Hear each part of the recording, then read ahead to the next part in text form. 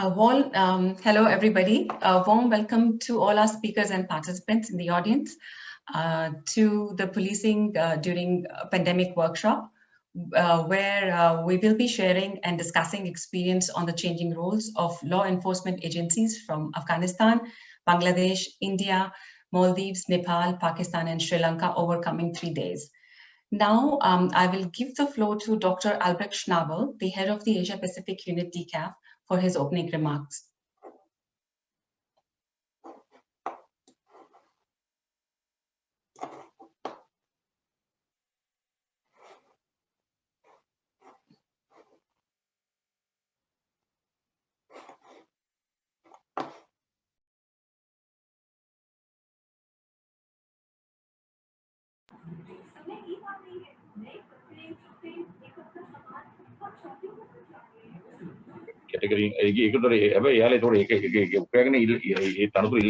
All right, now it's all right. Can everybody see the presentation, Upasana? All right, okay, thanks, Upasana, and welcome to all the participants to this workshop over the next 3 days, where we'll look at policing during the pandemic. Upasana asked me to give a couple of introductory remarks about DCAF, who we are, the Asia Pacific unit in particular, and then just a couple of key concepts that will be mentioned throughout, where we talk about the security sector, and we talk about security sector governance and good security sector governance. So I'll start with a few introductory words about DCAF. Since over 20 years, DCAF has been dedicated to improving the security of states and people within the framework of democratic governance, the rule of law, and respect for human rights. We assist partner states and then also international actors that support these states to improve the governance of their security sectors through inclusive and participatory reforms. And these reforms are based on international norms and good practices. DCAF provides support to nationally led security sector reform processes, and it serves as a platform for partner institutions to network, to share knowledge and experience on security sector reform. And as part of what we do, we create original knowledge products, sort of reports and books and manuals and so on some of the research that we do, but also the experiences that we gather. We promote norms and good practices. We provide policy advice, and we support capacity building of security sector actors. And along with our main office in Geneva, where we'll have about maybe 130 or so people, our presence in the region is assured through ongoing close collaboration with partner institutions.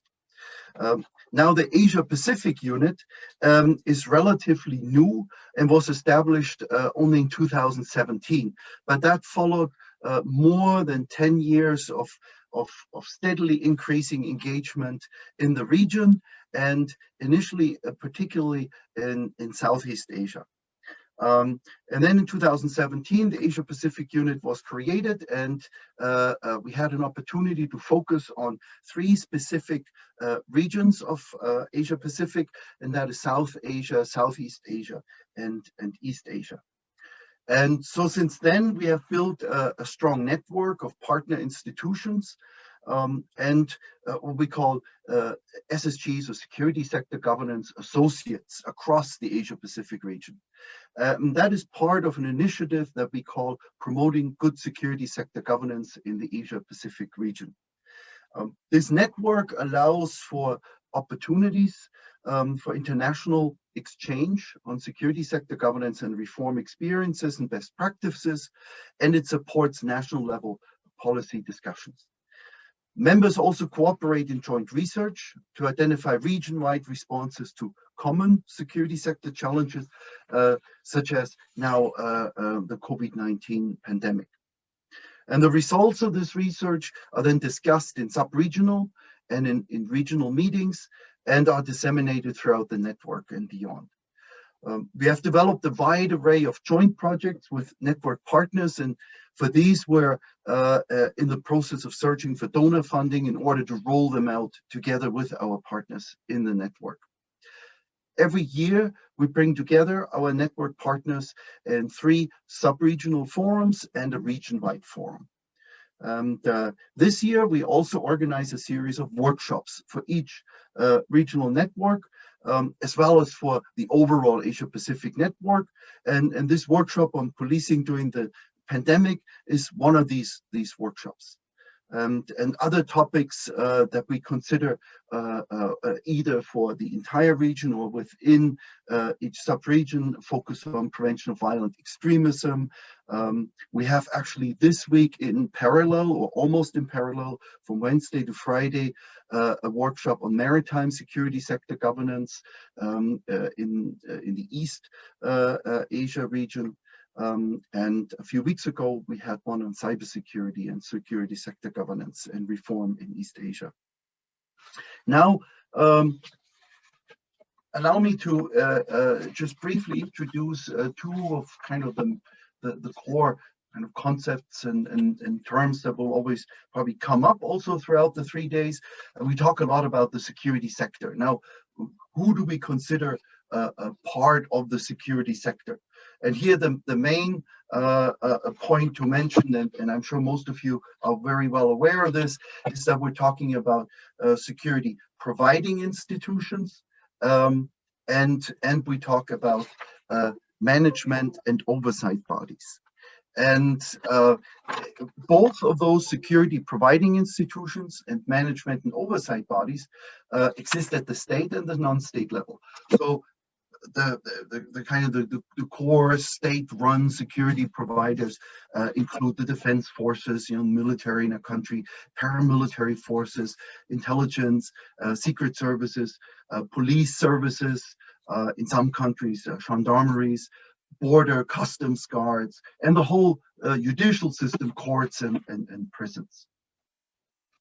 And on the non-state side, it also includes private military security companies in countries that are experiencing domestic conflict, civil wars, quite often also rebel groups and armed groups that are in control of certain regions of the country. Or are part of peace processes as the country is trying to find an end to violence. It also includes political party militias, and of course, numerous diverse traditional and informal providers of security and of justice. Then if we look at those institutions and actors within society who oversee the provision of security, we look at state actors, and here the whole legal framework is very important. The constitution that defines kind of the roles and the mandates of various security institutions. The executive, the president, prime minister, but then also the cabinet with the key kind of power ministries, if you will. Then the legislature, parliament in society, often with particular specialized committees that focus on the work of the security and justice institution. And then also a variety of ombudsperson offices, human rights commissions, for instance, or anti-corruption commissions. And then finally, there are a number of non-state oversight actors in society that are important, like non-governmental organizations, the media, think tanks, research community, but then also the business community when it comes to the private, security companies, for instance. And then with this introduction to the security sector, I want to mention what the whole concept of security sector governance or good security sector governance is all about. And here we are looking at the principles of good governance that ideally govern and are at the core of the functioning of a public sector in society.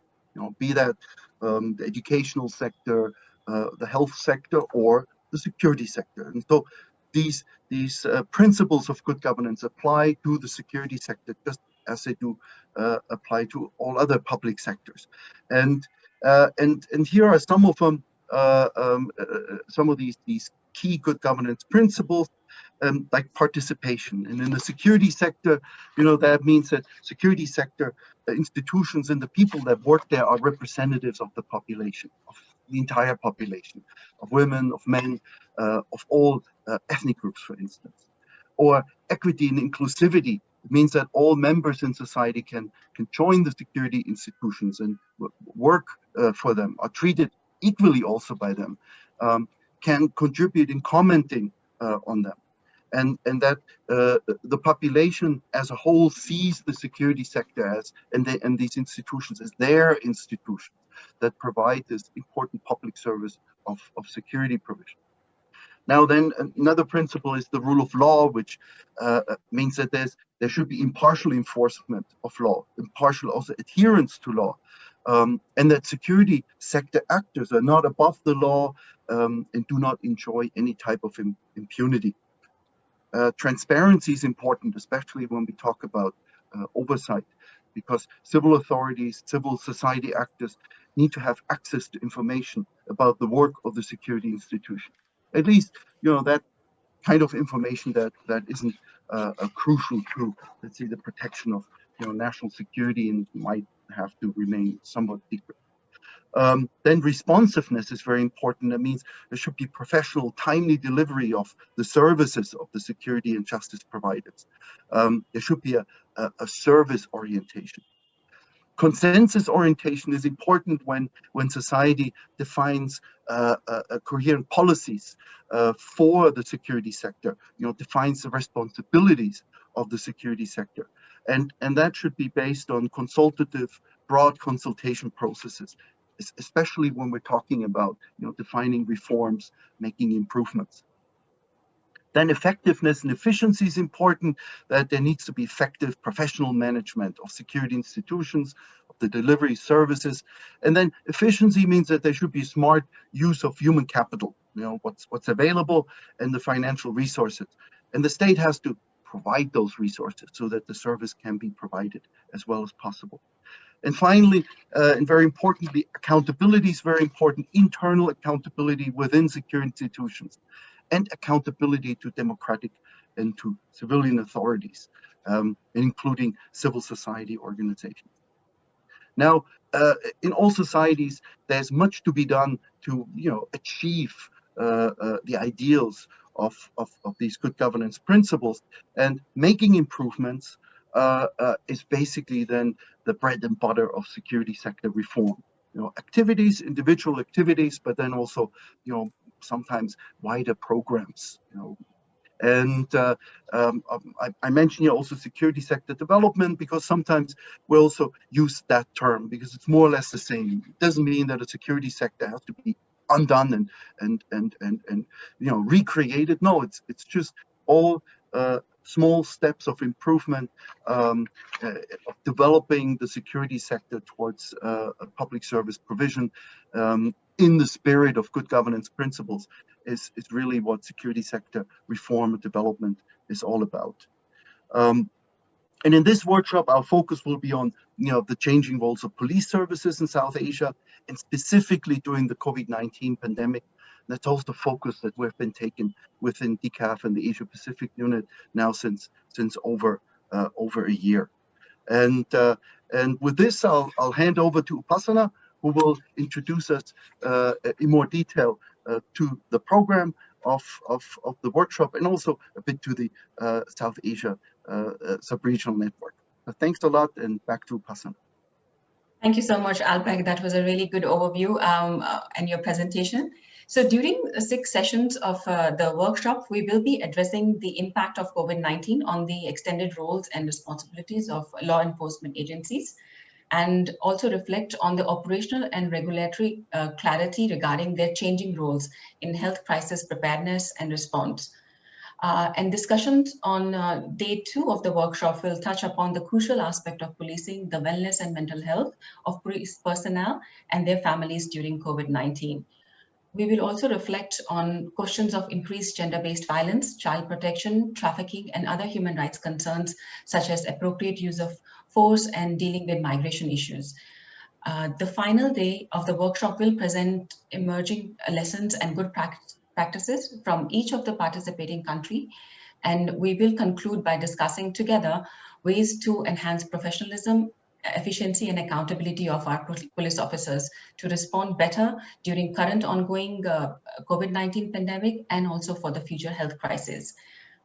I would like to mention that, as Albert has already mentioned, that policing during pandemic workshop has been organized by the South Asia sub-region of DCAF's Asia Pacific Regional Network on strengthening good security sector governance with our partner institutions and experts from the region, which includes National Center for Dialogue and Progress, NCDP from Afghanistan, Bangladesh Institute of Peace and Security Studies, BIPS from Bangladesh, the United Service Institution of India, USI from India, Nepal Center for Security Governance, NCSG from Nepal, and Pakistan Institute of International Affairs, PIIA from Pakistan, and the Institute of Monitoring and Evaluation, TIMES from Sri Lanka.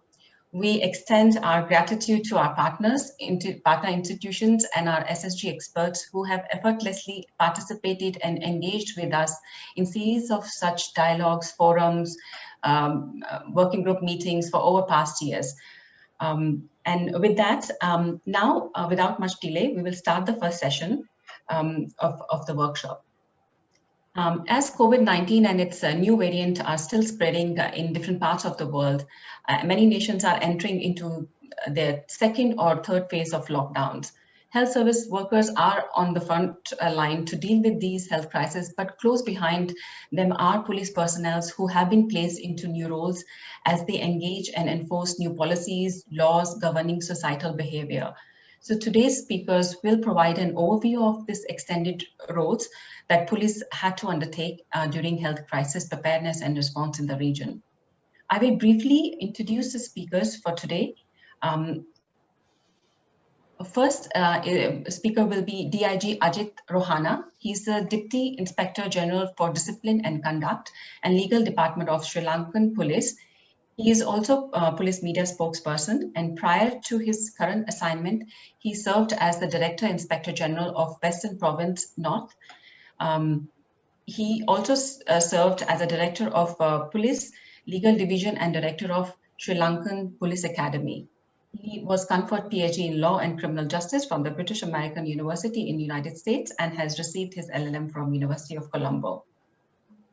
Our second speaker is DIG Sharjil Kharal, who is the Deputy Inspector General currently serving in the range in Sindh province in Pakistan.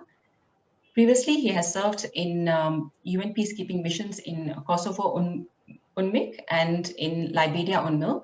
He has also received his Bachelor's of Law in Human Rights, Criminal Law, and International Law from University of London, and his LLM in Human Rights Law from University of Nottingham. Along with him from Pakistan is also Mr. Aftab Nabi, who is the president of the Sindh chapter of Retired Inspector Generals of Police Association. He previously served as Inspector General of Sindh province for 25 years. Mr. Nabi has worked as Deputy Director General in Anti-Corruption Department in Sindh and Anti-Narcotic Force within the Ministry of Interior in the government of Pakistan. The next speaker is ASP Ismail Naveen. He is the head of Central Police Command and is leading the security coordination of the capital of Maldives City Police. He currently represents police at the National Emergency Center for planning and overseeing lockdown and curfews during pandemic times, and he holds over 26 years of experience in law enforcement covering parliamentary and presidential election and spatial and marine operations. He holds Masters of Business Administration with Leadership from Southern Queensland University, Australia. Our next speaker is SP Sabin Pradhan. He's the Superintendent of Nepal Police and Deputy Director of the National Police Academy in Maharganj, Kathmandu. He has been involved in commanding and managing police operations and investigations in Nepal Police. SP Pradhan has heavily been involved in human resource planning, developing police reform projects, especially introduction of new technology in Nepal Police. In addition to his national experience, he has held international positions with the United Nations Peacekeeping Mission in Kosovo, UNMIK, and in Timor-Leste with UNMIT, and Darfur with UNAMID. He has also participated in a number of Interpol-driven international operations. Our next speaker will be Jayanto and Choudhury. He's the Vice President of Operations with the Public Health Foundation of India. He holds 37 years of experience with the Indian Police Service and has retired as Director General of National Security Guard. He is currently a member of the Center for Strategic Studies and Simulation within United Service Institution of India. He also is a member of expert panel with the Department of Personnel and Training and with the Bureau of Police Research and Development with the Government of India. Dr. Sudhanshu Sarangi is a senior police officer in the eastern state of Odisha, India, who will be joining Mr. Choudhury in the panel as well. Prior to this, he served as a commissioner of police in the capital city of Odisha and handled police response to COVID-19. He received his PhD in psychology from the University of Liverpool in United Kingdom. Next is APC Wahiduzzaman Noor. He is the Assistant Police Commissioner serving in counter-terrorism and transnational crime in the Dhaka Metropolitan Police. He has drafted the guidelines of police during the COVID-19 emergency for counter-terrorism and transnational crimes for Dhaka Metropolitan Police, and has also provided input to a number of SOPs for to combat COVID-19 pandemic 2020 to Bangladesh Police. And finally, the final speaker is Mr. Sakhi Mohammadi. He has held several positions with the Ministry of Public Works, Ministry of Interior, and the High Office of Oversight and Anti-Corruption in Afghanistan. Most recently, he served as the Deputy of Planning and Policy within the Ministry of Public Works and as a Vice Chancellor of the Afghan National Police Academy. So thank you all the speakers for participating and taking time to be present here. You can also see other panelists, speakers who will be in the other sessions in the coming days on the screen right now. So I will not go and introduce them, but I think when they present their sessions, I will give a proper introduction. But I think I can, yeah. So we will do that then. So with that, I will also like to highlight that after the presentations from the speakers, we will have 30 minutes for question and answers for our participants. So we encourage that everybody please put your question and even comments in the Q&A section at the bottom of the screen, and also you can raise a hand and we will address that. And so please. With that, I give the floor to DIG Ajith, Rohana, Sri Lankan Police. Yeah, good afternoon, everybody. Good morning, everybody. I think you will be listening from all over the world. I am the head of the legal division of Sri Lanka Police Organization, and I have been in the position for a period of almost 2 years. At the inception, let me introduce the Sri Lankan Police Organization and its structure in 30 seconds time. Sri Lankan Police Organization was established by the British rulers in 1866, and we have completed approximately 155 years. Now our strength is approximately 85,000. And Sri Lanka is an island nation situated in the southern tip of India in Indian Ocean, and the population of Sri Lanka is approximately 22 million.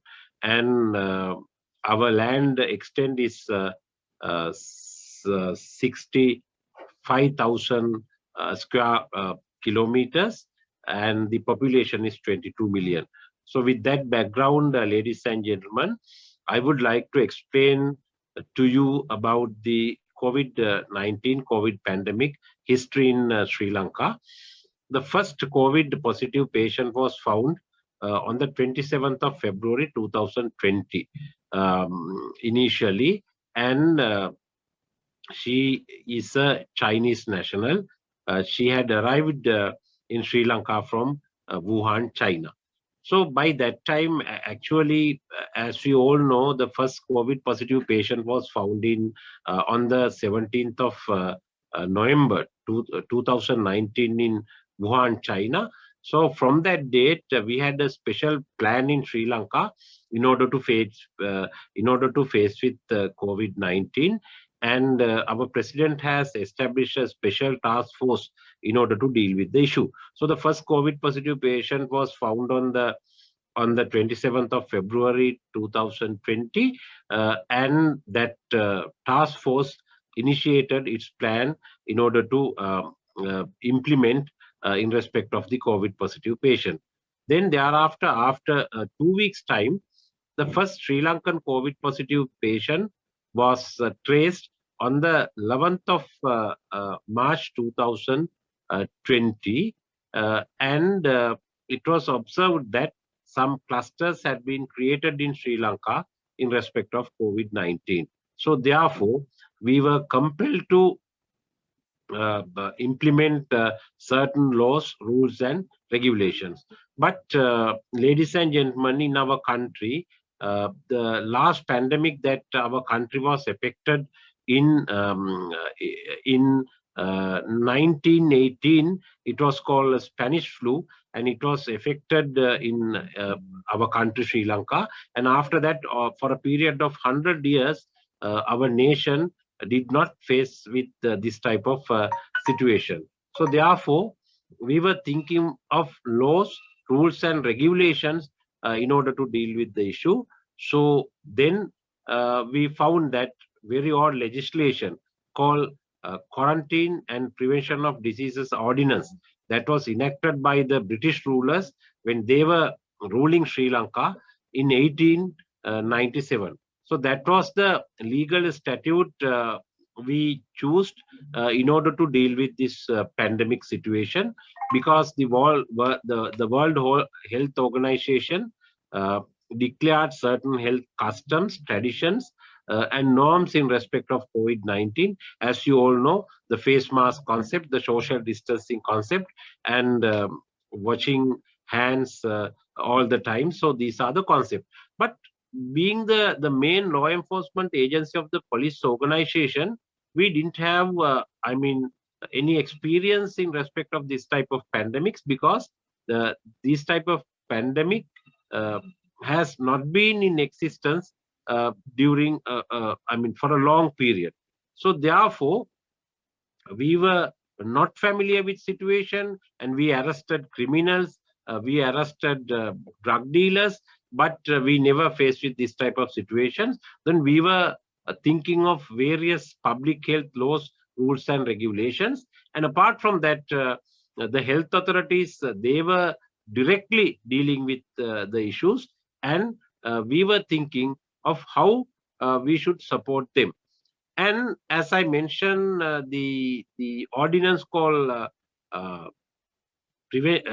Quarantine and Prevention of Diseases, so that was the statute we utilized. So according to that particular statute, so if we need to implement the provision of the statute, the proper authority should declare that particular disease as a pandemic disease. It means epidemic disease.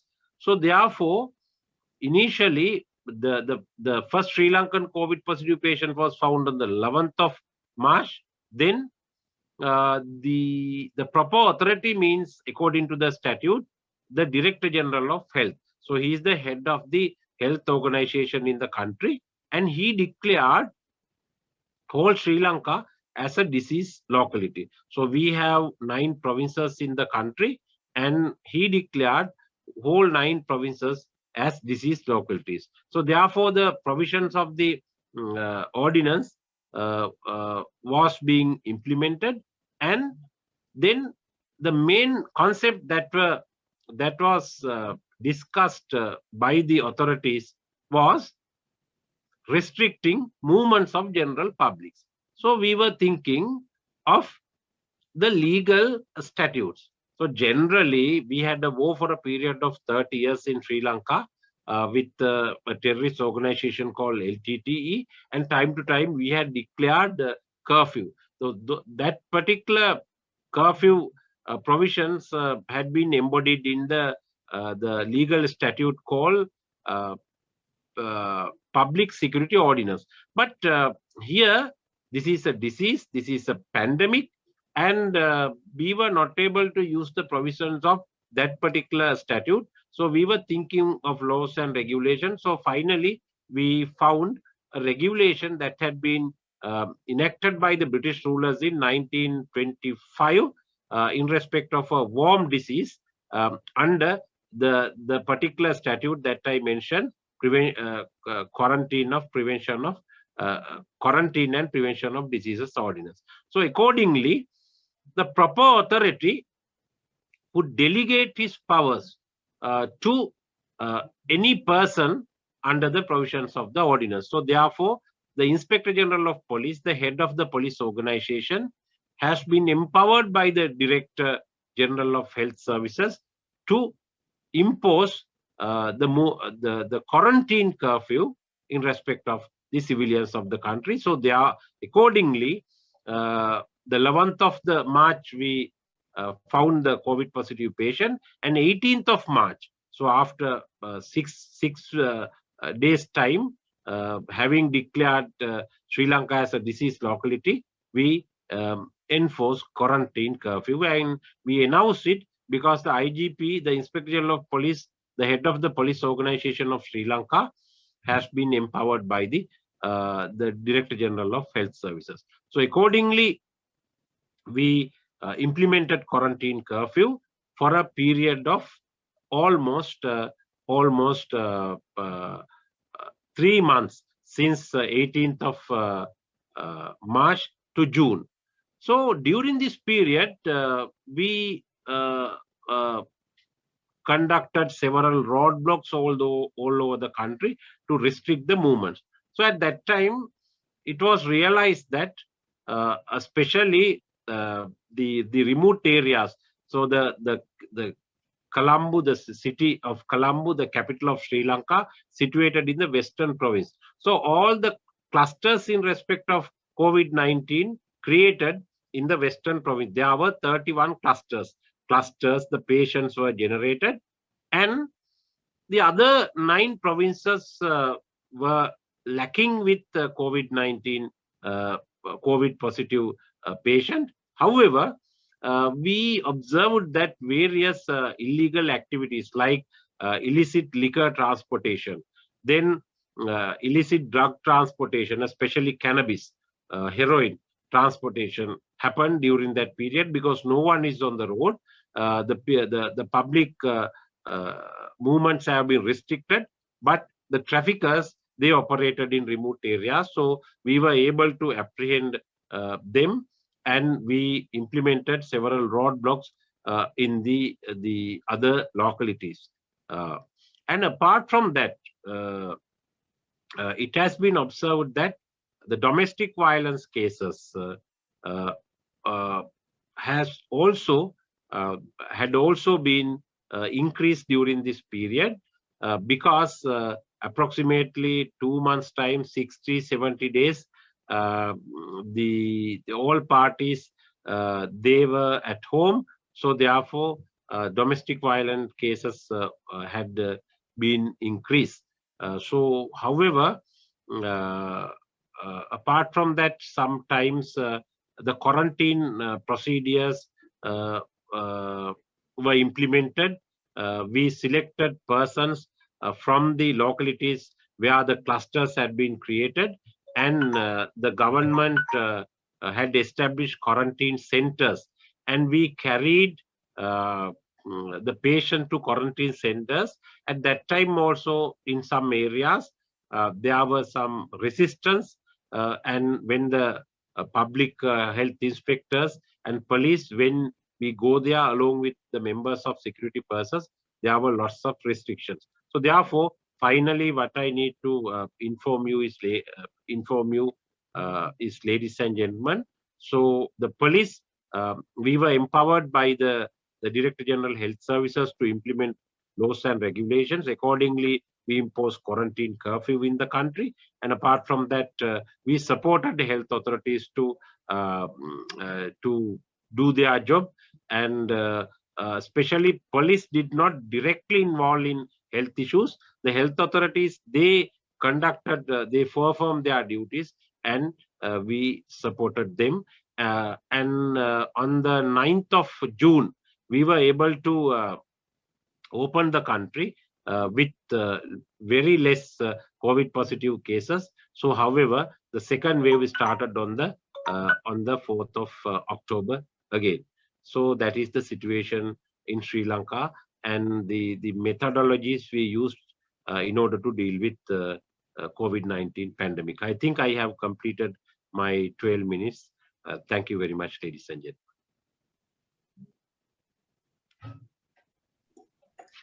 Thank you so much, DIG Ajith. That was a very comprehensive overview of the extended roles that in Sri Lanka police had to undertake during the COVID, first phase of COVID, and even now the second phase of COVID-19. With that, I will request DIG Kharal from Police Service of Pakistan to go ahead with his presentation. Thank you. Good morning, all. I hope I'm audible. Yes, all good. Thank you very much, and very warm welcome from Pakistan. And considering that I'm in the south of Pakistan, so it's even more warmer. An interesting topic, and a topic which required this kind of discourse to be, I'd say, start, unleash, or to be debated, because as my colleague from Sri Lanka said, this kind of situation has not been witnessed by us in our lifetime before, and God willing would not be witnessed by us in future also once this subsides. And hopefully, and very encouragingly, we feel that the situation would subside by the end of this year, or at most next year. Such situations or such phases are novel. That's why we initially called this a novel coronavirus. As in war situations, allow me to be a bit political, as in war situations, the war books are brought out for civilian agencies, civilian units like, or civilian forces like the police, because normally we don't deal with war books. Normally we don't read war books as to what are our duties, as there's hardly been any war, or we've not been in a tactical state of war. So like this, on the same situation, we had not been confronted with such pandemic situation before in our careers or in our lifetimes, not our parents, not even our great-grandparents. So this was an entirely new situation, and which actually confronted us with a lot of challenge. There are a few other sessions over the course of next few days, but for the present, I would just focus on how did it all start here in Pakistan, and what were the initial responses. And as I say this, the responses keep on improving. The responses keep on changing. We are in our second year here, experiencing this situation. And initially, when it first started out, which was last year, early March for us here in Pakistan, where we were given this unfortunate news of the first patient to have been tested positive. Initially, as it happened globally, all over the world, as the situation was new, so the forces and the authorities here also did not know how to go about it. So there was this federal government perspective as to how we can control the spread, and that included from contact tracing, closing the borders, or screening all the incoming visitors to Pakistan. As we have a huge number of pilgrims going to Iran, Iraq, Saudi Arabia, and the Middle East. So initially, all those pilgrims returning to Pakistan were screened. There were a lot of theories going on as to how this virus came to Pakistan. So these are initial, assessments upon which the federal government and then the provincial authorities developed their responses. Again, politically speaking, in our region, the political leadership is with a different political party, as opposed to Islamabad or a couple other provinces in Pakistan where ruling party is different. So in the first initial phase, even though there was a centralized or a central mechanism being developed for such a response, yet provinces naturally had to go a little bit their own ways in order to try and control the pandemic in their local regions. Naturally, we in this region have Karachi, the nerve center of Pakistan's economy, contributing over 60% to Pakistan's economy. So Karachi again has a sizable business community. So they are feeling the most pinch as to why they were being asked to close down, where as opposed to Karachi situation in Lahore, Quetta, Peshawar, or even in Islamabad was a bit different. Yet the response in Sindh was different a little bit different as compared to the rest of the provinces. Sindh has Karachi, and Karachi has the largest and the biggest population number-wise in this country. So we had this Karachi challenge, which of course, I think a similar challenge which was faced by police authorities in Mumbai, Delhi, Colombo, and to some extent Kabul or Dhaka. So accordingly, we were developing responses to control the spread in Karachi. But at the same time, we were facing a lot of challenge from different circles, different communities, which felt that they were being hard done by, and certain communities or certain sectors were actually being relaxed a bit with no fault of the police. So that's the general overview. We also looked at the previous legal apparatus that we had. So as I said earlier at the outset of my discussion, that since this was a novel situation for us, so we had not bothered, the authorities perhaps had not bothered to look at what kind of legal arrangements we had to fall back upon in such a situation. So all we could find out initially was the West Pakistan Epidemic Disease Act of 1958, which hardly catered to the needs to control this kind of pandemic situation. So there was an urgent need, and of course, an important need to revise the legal arrangements, the legal mechanism there. When it came down to the police, I'm into my last 4 to 5 minutes of my initial, views on this. When it came down to the police, we hardly knew how to deal with it. So the government took certain decisions. Certain notifications were issued, certain orders were issued. So we had to, give full compliance to those orders, which range from securing quarantine centers, which were initially had started to develop. I'm talking about last year, March. And at the same time, security to hospitals. And the most challenging part was to control the movement of people in Karachi on the roads. So because everybody was new to this, so there was a lot of challenge having to enforce such an order.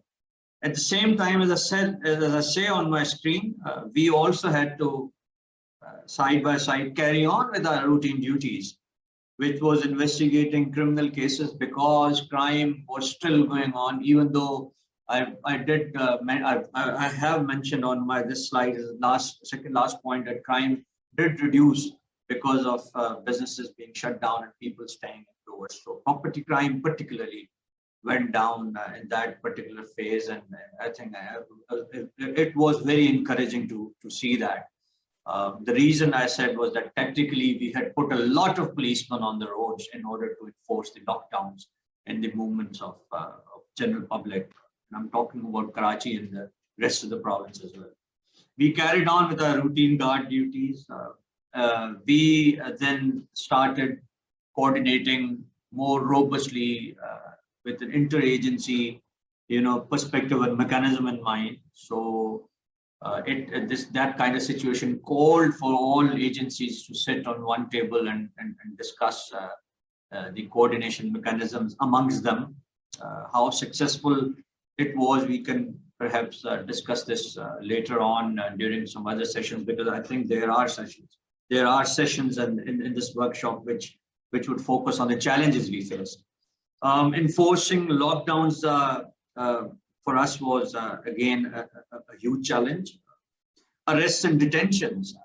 Now, on the one hand, we were asking people to keep social distancing and not being close to each other. But at the same time, when we were asked to restrict the movement of the general public, the citizens, we were resorting to short-term detentions and in some cases formal arrests, because when the government does issue a legal order as per rules and as per certain sections of the Pakistan Penal Code, which is the law prevalent here, and when we were detaining people, we had to at times formally arrest them.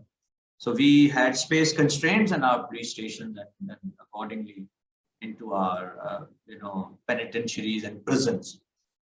So that was one area which had a huge impact on us work-wise, and all these areas that I'm discussing were pretty much true for the police forces strictly all across the country. So I'm here for the sake of this workshop to represent the National Police Service, not just the province that I'm working in now or the region that I'm commanding now. As I said, crime went down for good 3 to 4 months until we relaxed the government relaxed the lockdown provisions, as it happened globally in certain cases. But one thing that I clearly felt was that work stress was huge. So we had officers breaking down in duties, during duties, and naturally we had to lay off a lot of officers in order to keep them safe and protected.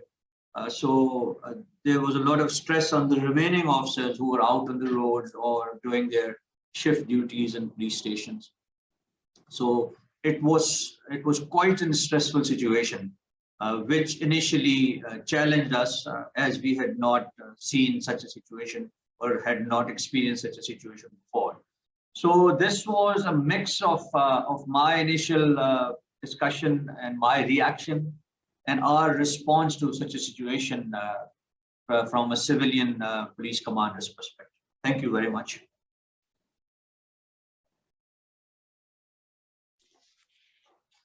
Thank you so much, DIG Kharal. I think what you have highlighted, the coordination issue and also the legal arrangements that need to be reviewed, keeping the national health, disaster and preparedness in mind, and also the new roles that the police has to undertake. So Epidemic Act that you mentioned of 1897 needs to be reviewed, and perhaps more stringent regulatory frameworks have to be adopted, I think, during while we do our review in the coming months. So with that, I will also request now to ASP Ismail Naveen from Maldives Police Services to give his presentation, please.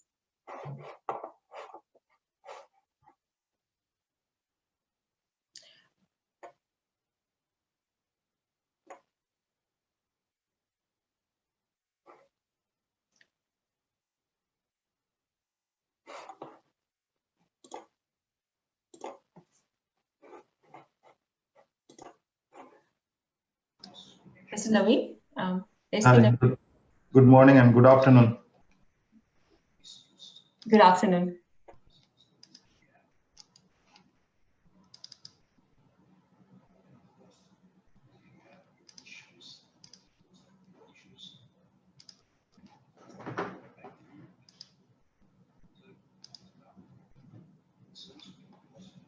Hi, thank you very much for giving me this opportunity. As I have 10 minutes, I'll just go through the slides, and I'll try to give as much information as possible with regard to what we have done during the pandemic still which is going on. Next slide, please. Well, I'll talk about the impacts of COVID-19 pandemic on crime, law, order, and the changing, which changed the roles of policing. As Maldives is 1,200 islands in the Indian Ocean, south of Sri Lanka, we had challenge of transportation in terms of during the pandemic. The first case which was which was observed or which was caught on one of the resorts from an Italian tourist, which made the health authorities react to this. During the pandemic, like in COVID-19 situation, the law enforcement officers were tasked beyond regular police work. Like what you see in the middle picture is one of the resort rooms which has been closed down for containment site, as a containment site. The transportation of from one island to the other island was also regulated, and police was involved in those regulatory movements of from one island to the other.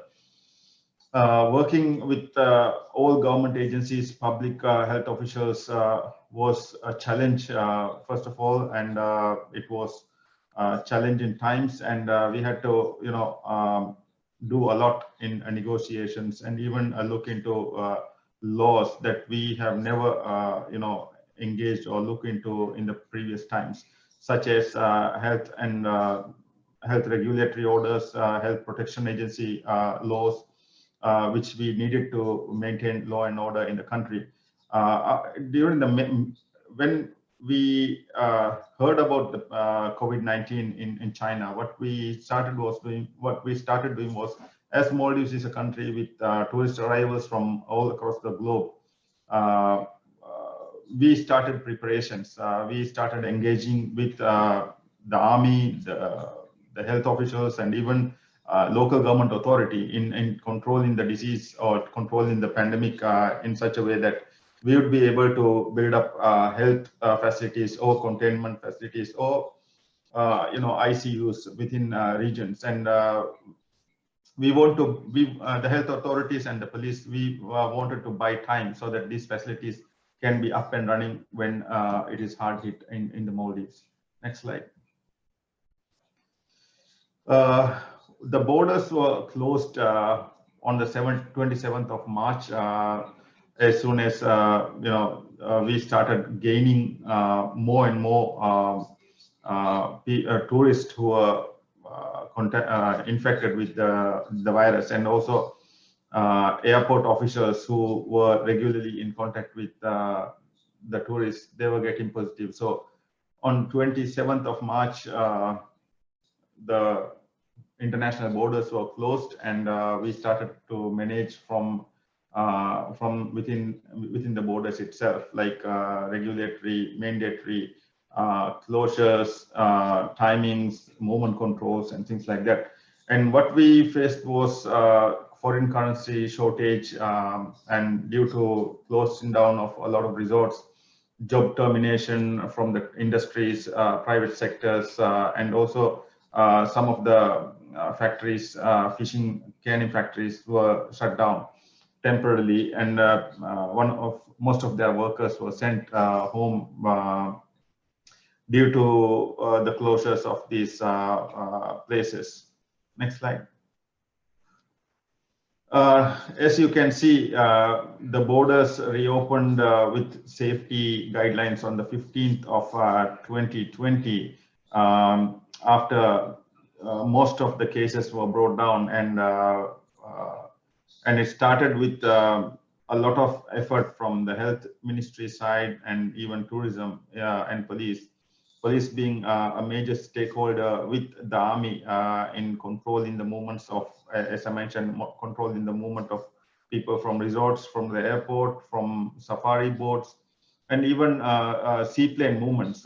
We had to regulate all those movements in such a way that all are controlled by permits from the health ministry, the health protection agency. And the borders were opened, international borders were opened on the 15th of July of 2020. And since the borders were open, the arrivals from July 15th to end of December was 555,000 tourists arrived in 2020 alone, from the 6 months that we had after opening the borders.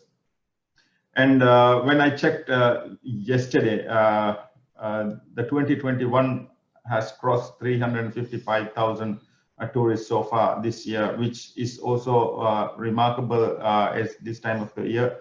With Easter holidays, people are coming in, tourists are coming in, knowing that Maldives being island nation, that they can get their quarantine themselves within the resort itself, from away from the public or the general public. And the safety guidelines says that they have to have a 72 hours PCR test, and from that they will have to come into the resort and cannot travel other than the resort, and they will have to travel back to the airport after their holidays, and with a PCR test from the local authorities, and they can fly back to their home country. The only drawback is that they cannot go to historical places, inhabited islands, and island hopping. Other than that, whatever they do in the resorts, it's a closed bubble within the tourist itself. And the workers there also are tested from time to time on random sampling, and so far everything has been going accordingly. But from time to time there are positive cases from the tourists who arrive, and the island is kept on monitoring for from number of hours to a day or two till the contact tracing is done. Next slide, please. The pandemic has had a tremendous impact on the people's daily lives, like economic development, small shop cafes, political movements, and even though social harmony was changed. Sleeping patterns of the general public also changed due to movement control, and also the curfew, which the duration of the curfew from 24 hours it became 10 hours to 12 hours, and later it became from midnight 12 to morning 4. But now there is no curfew, or the movement controls is such that the capital is on partial lockdown, meaning that people cannot move from the capital city to other islands without a consent or a PCR test, so that the island communities can be kept safe. there are a lot of islands, number of islands which they haven't had any case of COVID due to the stringent measurements from the government authorities and also the Health Protection Agency. Since we started the whole operation in March with the directive from the President, National Emergency Operations Center was formed, and from there all the physical interactions and things go on in that center itself. We had the challenge of mask enforcement, lockdowns, social distancing measures enforcement, and even when closing down the social environment, it was a lot of challenges that we had to face, other than the normal policing concept or normal policing duties. What we faced or what we saw was that a lot of criminals went on cyber crimes and even online fraud, which most of the shops were affected, and some of the locals and expats living in the country were affected due to the online fraud. Next slide. What you can see is here is a comparison of 15th April 2020 to 31st March 2021, and a comparing with 15th of the same period 2019. Yeah, what you can see is some of drugs, it has gone down, and theft has gone down. Domestic violence comes in the same range, but cybercrime has increased a little bit, and even the total crime rate has dropped 1,000. That's what we could see from the presentation itself and statistics. Next slide, please. During the pandemic, we were working with the health professionals very closely in every move that we make or every decision we made. It was with the health protection agencies guidelines, or what they had to say in terms of when we carried prisoners from one custodial facility to the prison and so on. Quarantines, travel and movement restriction enforcement, and even giving some of the movement orders from the police itself, those who are coming into the capital city and those who are going out of the capital city to islands on basic necessities. Basic necessities, what I meant was for example, from the electricity board or the water board, or even some of the projects that were being carried out in some of the islands. These movements were also controlled by the police under the guidelines of the Health Protection Agency. During last year, most of the financial was spent on health screening, health facilities, quarantine facilities, and even containment facilities. So what I mentioned here in containment facilities is that some of the accommodation blocks of the expats, they were used as containment facilities, because when we checked randomly, when random sampling was taken from some of the facilities, most of the expats who had contacted the COVID-19, and we had to place it under as a containment facility, and police had to take duties on those facilities 24/7 till the health authorities released the facility as safe. All the quarantine facilities, here the quarantine facilities were, most of them were resorts, some of them were guest houses, which were, all the costs were borne by the government, and which whoever was contacted with COVID-19 was taken to these kind of facilities during the start, and till late last year it was done like that. Public awareness and risk communication was done in different languages, English, local language, Divehi, and also most of the expat languages like Tamil, Bengali, and also in Sri Lankan, it was carried out all across, expat population. We started our national vaccination this year in early February, and 90% of the population has been is going to be vaccinated by end of April. That's what we have been seeing in the statistics.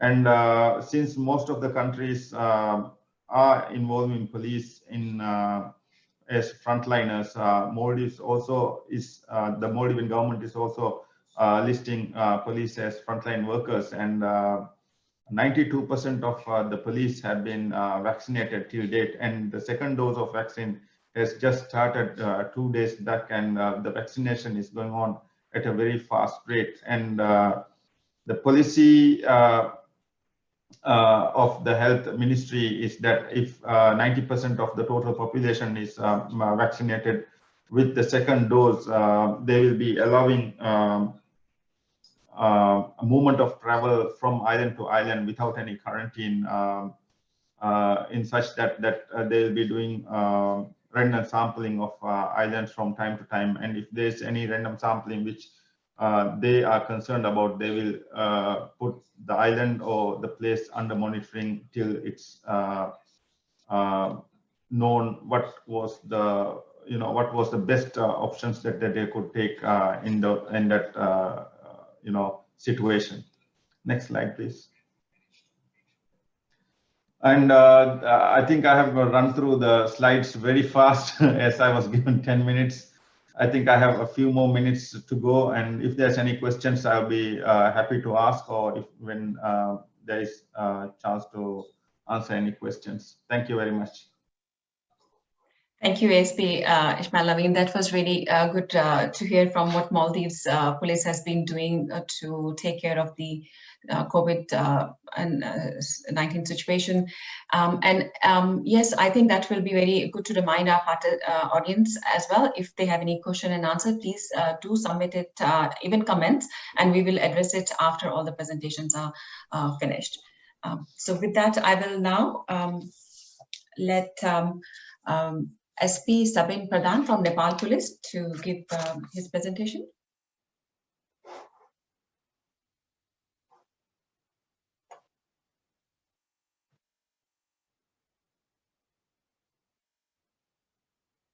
Mr. Pradhan.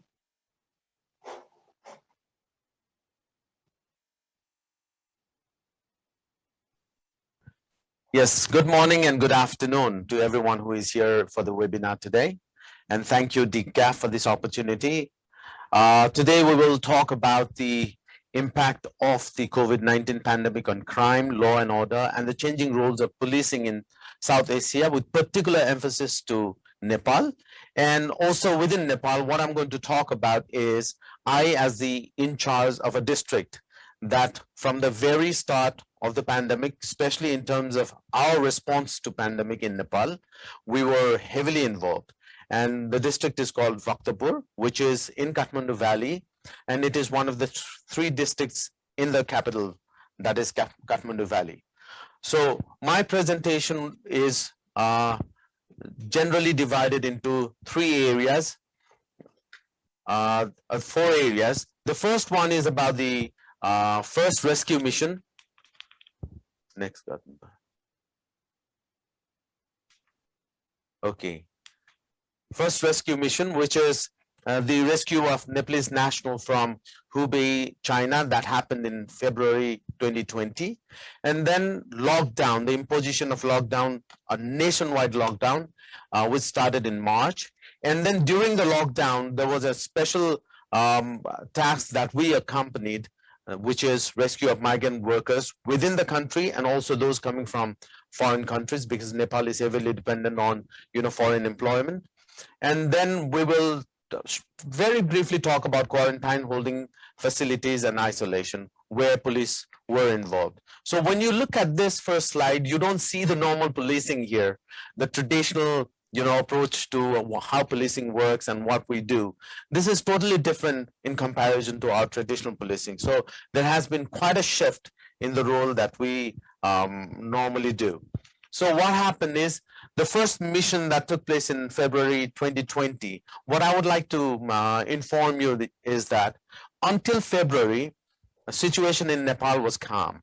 Although we border China, we only had one case, that is on 23rd January, in a student who returned from China. But with that one case, it did not multiply. So there was no much panic during that time, but still there were a lot of fear within the community. But this was the time in February when government revealed its plan to evacuate students who were studying in China, particularly in the province of Hubei, so Wuhan province. So what happened is 180 Nepalese studying there registered to return to Nepal. And for their return, we had to build a quarantine facility. And the quarantine facility was to be built in Bhaktapur. So that is the station where I was looking after. I was the in charge there.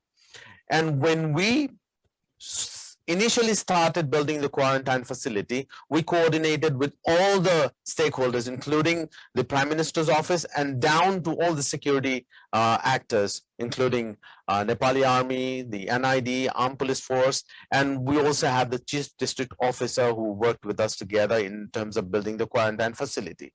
So this was the first challenge in terms of policing we had to face, because the people were not happy that the evacuees were brought to Bhaktapur. They were very happy that they were being evacuated from China, but at the same time, they were not happy they were brought into an area where there was a community, a densely populated community in Bhaktapur. And in the middle of the community, we had a training center of Nepal Electricity Authority, where the makeshift quarantine was being put in place. Also, along with that, there was another area where we had to put the crew members who actually went to fetch them, and 18 crew members. For them, we had another area in Bhaktapur, which was also turned into quarantine facility. So in the first case where we had to place the evacuees, we did not have so much a problem, because through community policing and community outreach programs, we were able to persuade the community, and they were happy that, okay, let them stay here, but you have to apply all the medical and health protocols. So we did not have much problem there. But for the other quarantine facility that we were developing, we had a lot of problems, especially in terms of the protests, the violent activities that they were involved in. So there we had to resort to the traditional, very robust policing strategy in terms of containing the public from vandalizing this spot and also harming the people when the evacuation actually took place. So we had good, presence of security forces, armed security forces in that area. But what happened is, when we evacuated 175 Nepali nationals from China, along with the 18 airline crew that were to be placed in quarantine on 16 February 2020, nothing of that kind happened. Everybody, although they did not welcome, but they were passive. So we sent them to the quarantine facility in Karipati, that was for 175, and 18 in Telkod, which was for the airline crew. But because of the approach that we adopted, gradually the people, they started seeing that there is a lot of support that we can do to make sure that the quarantine actually take place in a proper manner. So what happened is, they started showing a lot of support, and on our part, we distributed personal protective equipment, we organized awareness sessions, and we also organized health camps throughout the quarantine period of 14 days. And the good thing about the quarantine period is, after we tested them, all of them showed negative for COVID-19. And because of that, in Bhaktapur, we never had a problem of quarantine facility bringing people from different districts, from India, from overseas, in terms of quarantine facility. So the first lesson that we learned during this first rescue mission was, from day one, all security agencies, along with the chief district officers, joined hands and worked in a highly coordinated manner to build an exemplary quarantine in the country. In the later days, Bhaktapur security team also contributed to devising the National Directive on Quarantine Standards, which is available in the Ministry of Health and Population and Health's website. Okay, so this was one very good result of the work that we've done. And all those quarantine evacuees and airline crew members tested negative for COVID-19.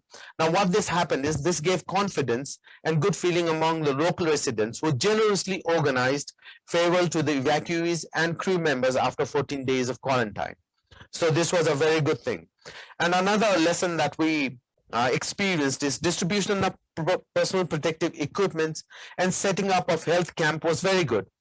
This promoted the local to have a very positive feeling and to build trust and confidence in the system, in the mechanisms that we were putting in place.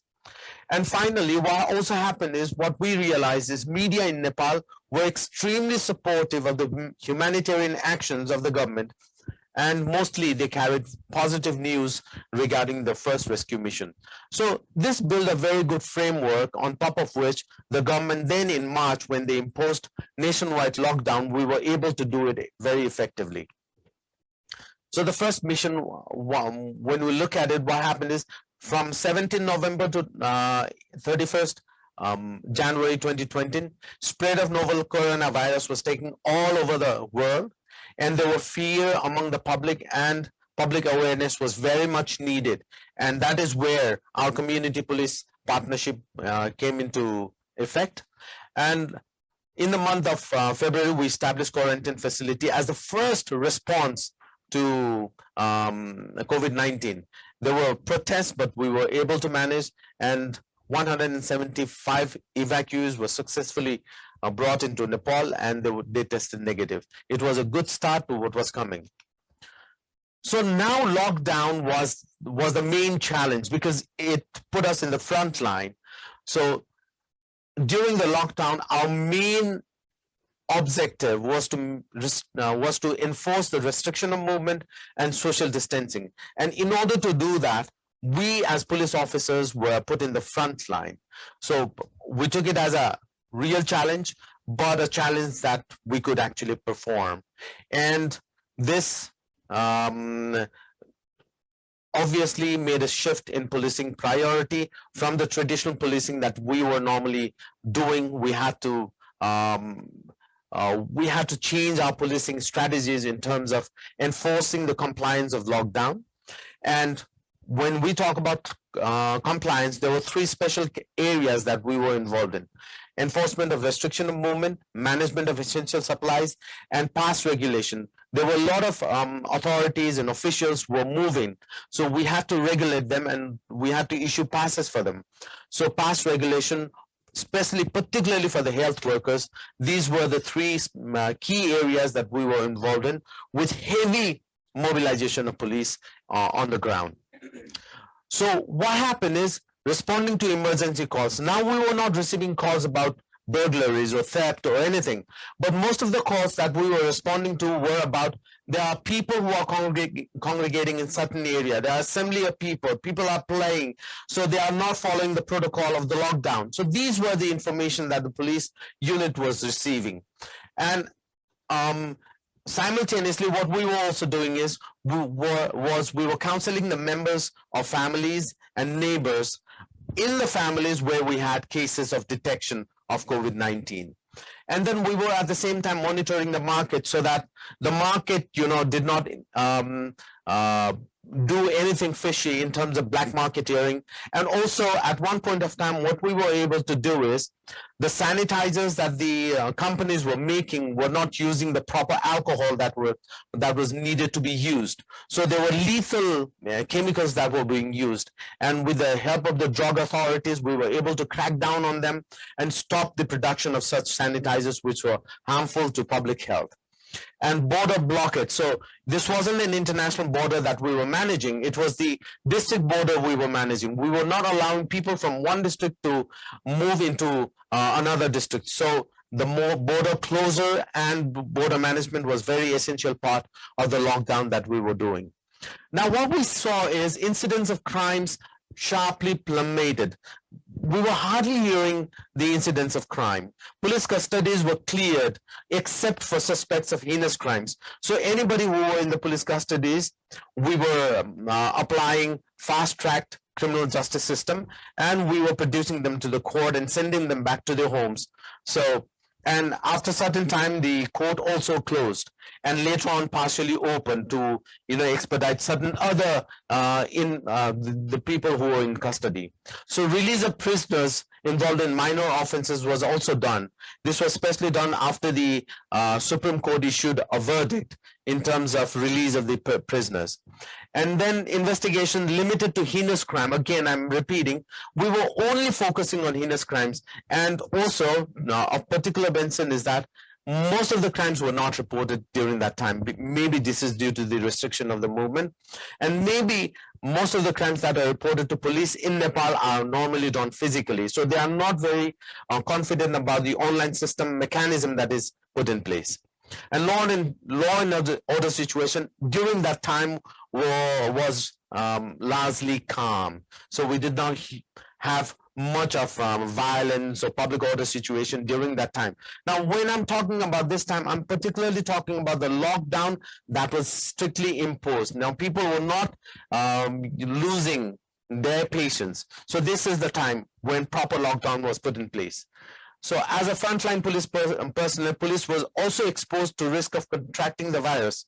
So we were aware of this. So what we did is, of the total number of police personnel who were working in the police unit, we divided them into 3 different groups. So the groups were then placed in barracks in 3 different locations.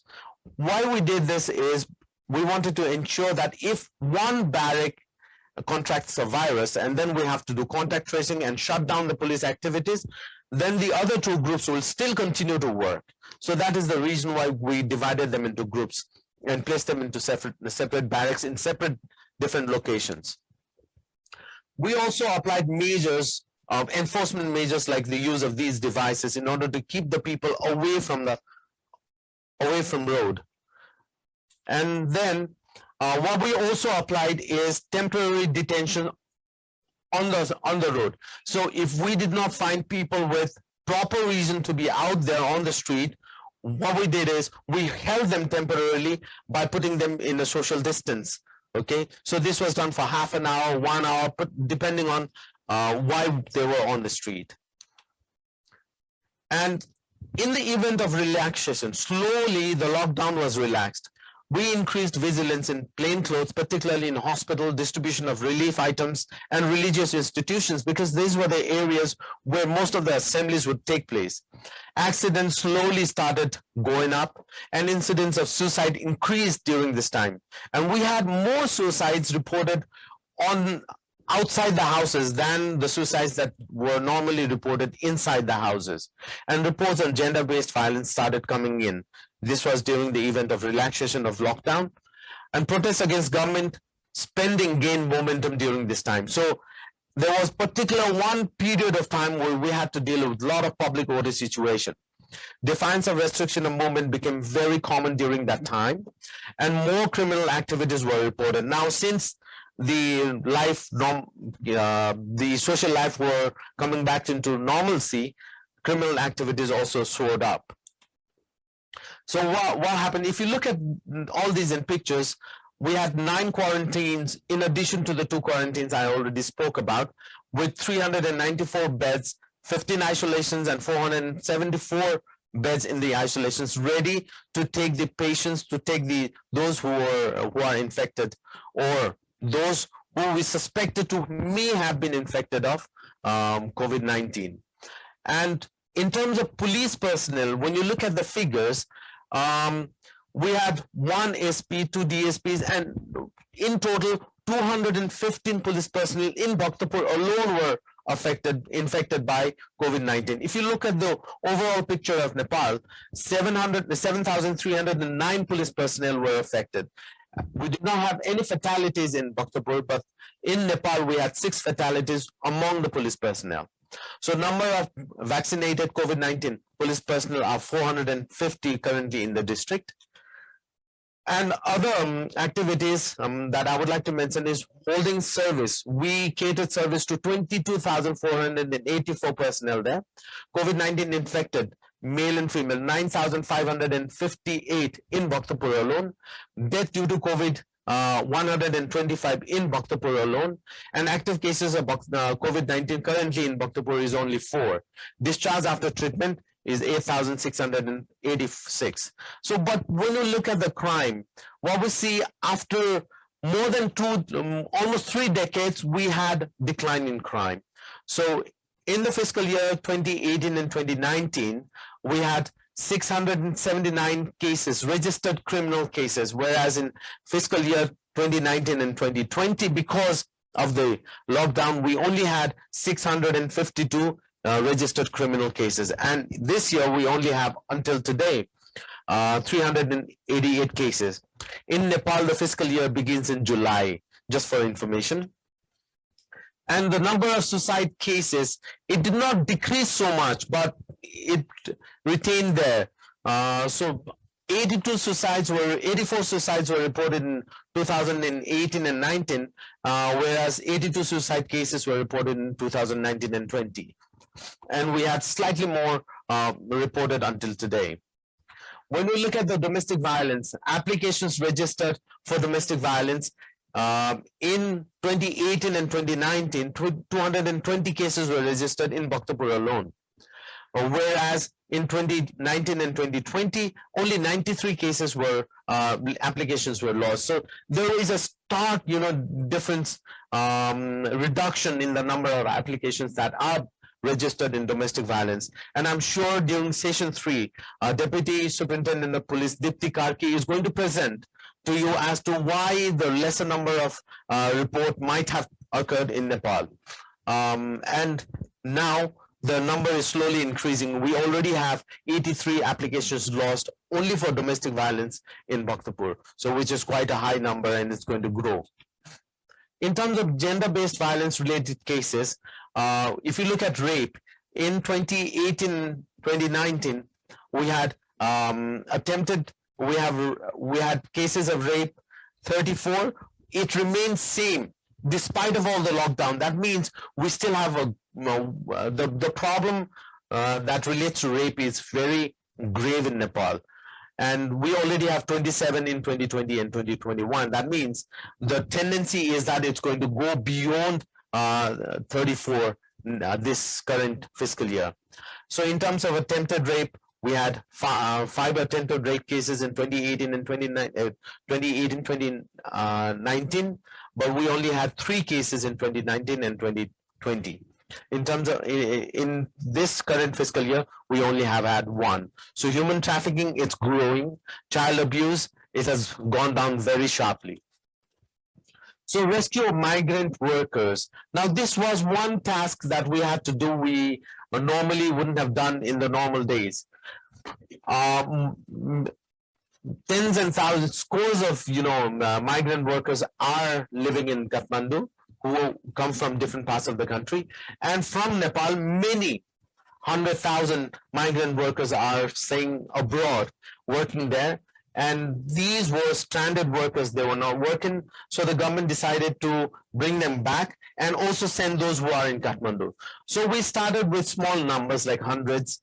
Twice a week we were sending them. We were not sending them during the day, but in the evening we started managing them so that this did not create panic among the public in terms of the number of people who were moving back and forth. Because during the daytime, what was visible is the streets were clear and nobody, a very small number of people were moving on the street. So in order to maintain that, we resorted to a strategy where we were doing it in the evening time, and we were coordinating with all the authorities in terms of how many numbers of vehicles were moving to which district. And also when we brought the rescued migrant workers from overseas, we also ensured that the migrant workers, when they come to Kathmandu, they are divided into the different provinces, and and the districts in Kathmandu took care of certain province. So Bhaktapur took care of province number 1 and province number 2. We brought them, we isolated, quarantined them for a temporary period, and then we dispatched them to their respective provinces. So in terms of the holding facility that we established in Bhaktapur, we catered services to more than 22,000 people who came from abroad. So that was only for the 2 provinces. But in Nepal, we have 7 provinces.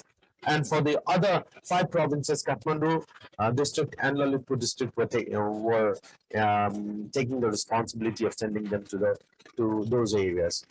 So in terms of quarantine, I've already spoken. In terms of isolation, we were only playing a very supportive role to the health medical practitioners and the health institutions. But before I close, what I would like to mention is, I will also be talking about that in the next session, but just to give you a little idea, we were not only involved in the day-to-day activities such as these that I mentioned. What we were also doing is we were creating a lot of volunteers who could help us during the lockdown and in the phase where we will have mass infections and there will be mass deaths or fatalities, which did not actually, in terms of fatalities, the 3,000 people, just over 3,000 people have died in Nepal. Nothing of the number that we thought we contemplated. But still, we trained our volunteers to transport the infected patients to the hospital, and we also trained them in order to escort and transport the dead bodies from the hospitals to the mortuary. So we were doing this with the in cooperation with the Nepal Army and also with the cooperation of the Central Crisis Management Committee. So Bhaktapur was somehow a model district in terms of the first instances of the work that we did. And this was exemplified by the first death due to COVID that took place in May. That was a 29-year-old woman who had given birth, and then COVID-19 was proven, okay, and she died. So nobody knew how to transport the dead body to the mortuary. So after a lot of work, they then requested the police and army in to transport the dead body to the mortuary. Then we went to the next district because the person who died actually was not in our district. So our team from Bhaktapur moved to that district. We did careful, packaging of the dead body. And carefully we transferred Pradhan? Ambulance, yes. Sorry to interrupt you. Your voice is a bit inaudible. It's echoing a bit, but perhaps you can speak a bit slowly and then it might be all right. Just for past a minute or two, it's been a bit, there's been a bit of interference. Thank you. You can start your presentation now.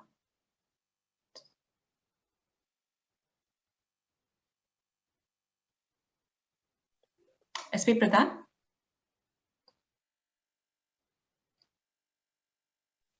I think now the microphone is completely off. Might need to reattach it. Hello? Yes, SP Pradhan, we can hear you back. It's just there's some interference from your end for past 2 minutes or so. So if you could just speak a bit slowly or... Okay, I'll change my microphone. All right, thank you. Okay, how do you read me now? Much better, thank you. Okay. Please go ahead.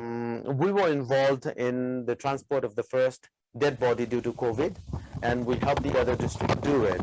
So, and from then, the other district followed suit in terms of the transport of the dead bodies. So what I'm only trying to tell you is the involvement and experience in one district is very handy for other districts as well. But what my presentation does not cover is the flow of migrant workers from India to Nepal, which was en masse, which was huge in number. And despite the efforts of the police in the bordering districts to contain them, to keep them in the quarantine, they were not being able to do it. Majority of the time they were successful, but there were also a number of people who were crossing the border illegally and coming into Nepal, and also likewise going from Nepal to India. through the river by crossing the river. So this does not contain, because our district was only in the Kathmandu Valley, and my presentation contains the information that I talked about with reference to Kathmandu Valley only.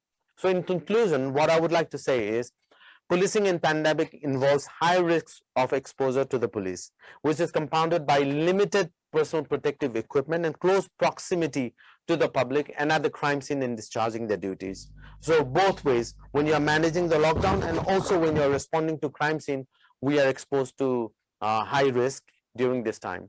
Longer lockdown increasing this policing challenges.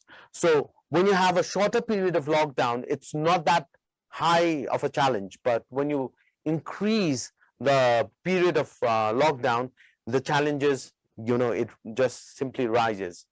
And the other one is, initial period of lockdown registered lesser number of crimes, but when the people are used to it, people tend to find ways to commit crimes.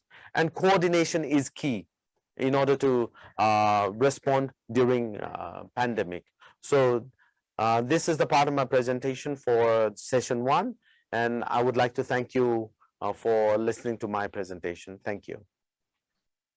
Thank you, SP Pradhan. That was a very comprehensive sharing of experience from Nepal Police.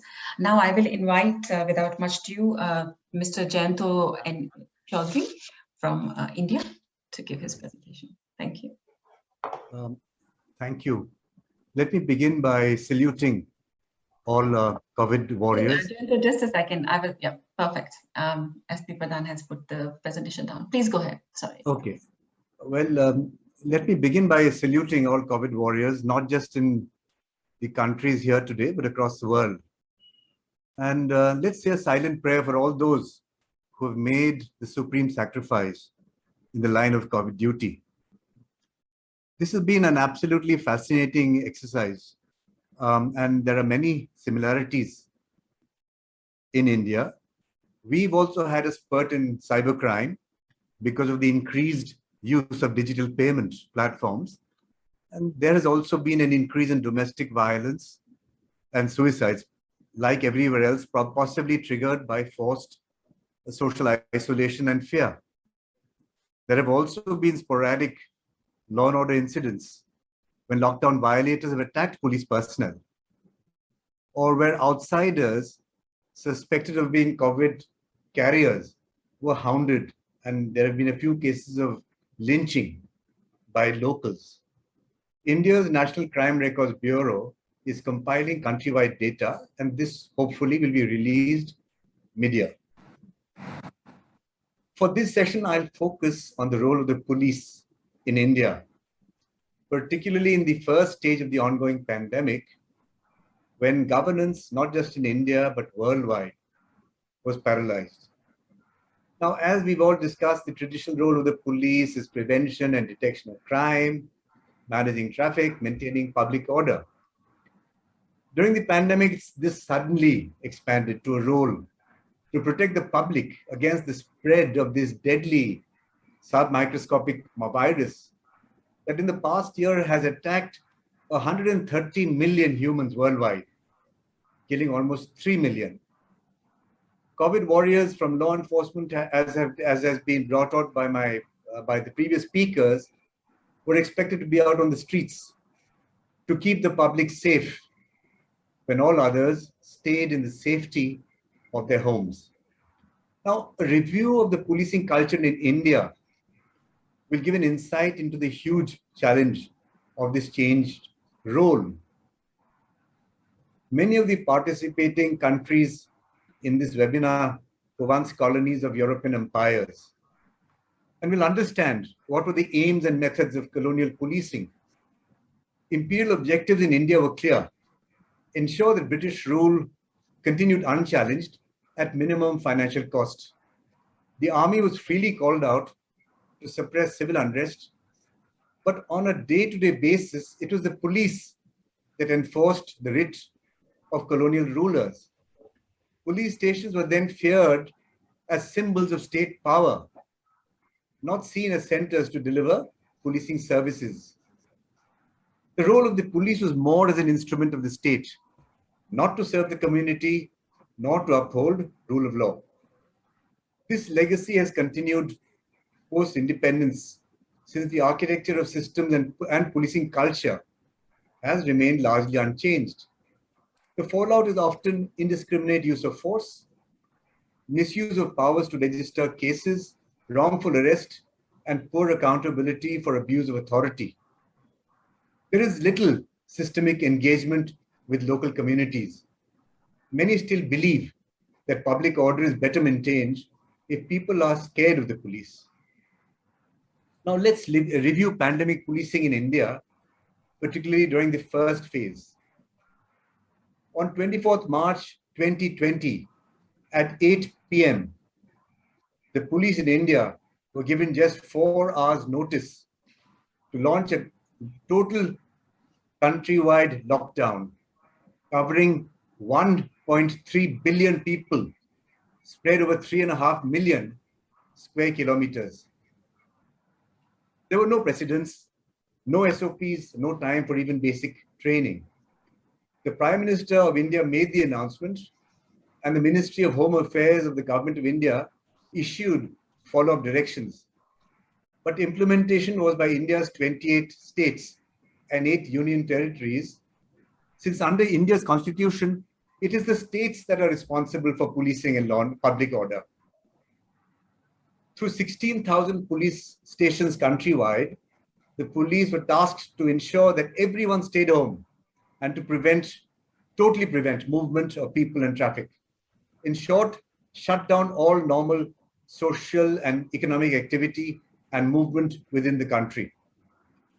The flights had already been stopped from abroad.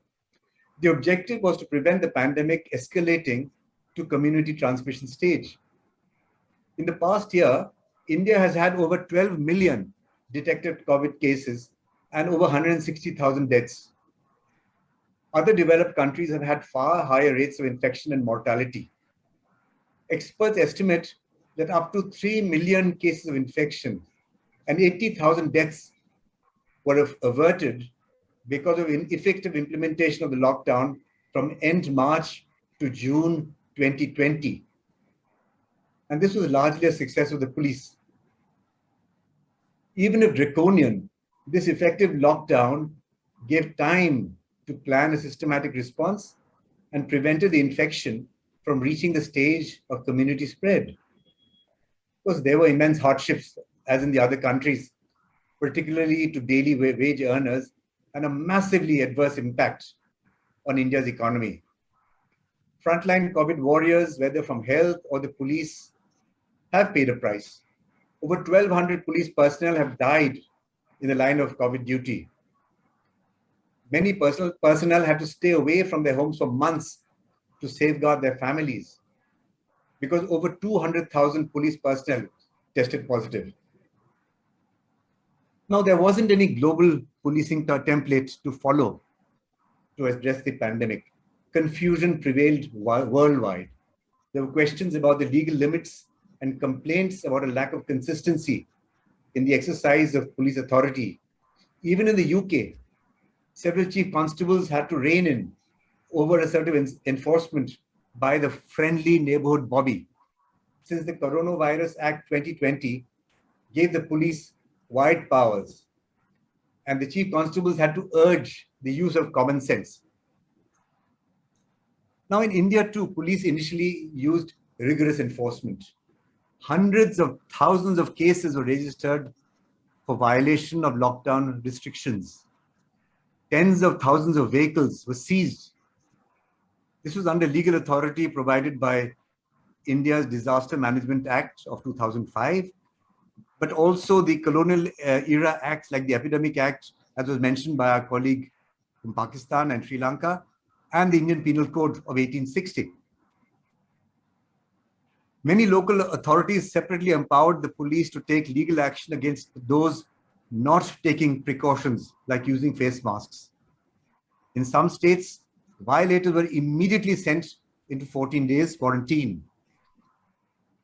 Now, in many places, the police did have to use force against lockdown violators. Sometimes this was excessive.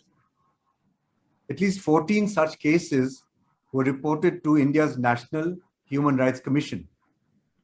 In June, a father and son died in the state of Tamil Nadu after a night in police custody where they were brutally tortured. Their crime? Defying orders to shut shop after closing time mandated under the COVID restrictions. There were also cases where police personnel enforcing the lockdown were attacked and severely injured by violators. Then something happened. There was a transformation. The police were the only government agency functioning on ground, apart from healthcare workers and some critical services. Many thousands of people in need were helped, ensuring medical treatment, organizing meals for those stranded, checking up on senior citizens living alone, and even arranging cremation or burial of COVID victims when there was no one else to arrange last rites. Public communications using song and dance performed by police personnel themselves and creative animation videos created in-house spread awareness of health precautions. Innovative technology applications were used to facilitate access by citizens to policing services, and proactive engagement with communities were the other soft skills used. The Prime Minister of India has publicly stated that, I quote, "This human and sensitive side of policing has touched our hearts," unquote. India's policing experience during the pandemic has been varied, and the response across the country was led by local police leaders. Compared to those initial stages, systems are in place today, and all of government and all of society are better engaged with the war against COVID-19. Also, the pandemic policing experience gives hope that the colonial model can be changed for a more modern approach, centered on serving communities, delivering services to the people, and respecting the dignity of all. Thank you. That's all I have to say.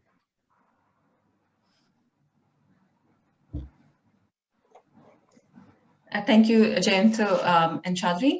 I think I will invite Dr. Sarangi once there's a Q&A to if he has to give any input from the Indian Police Service. But thank you very much for your presentation. I will now invite ACP Noor from Bangladesh Police to give his presentation, please.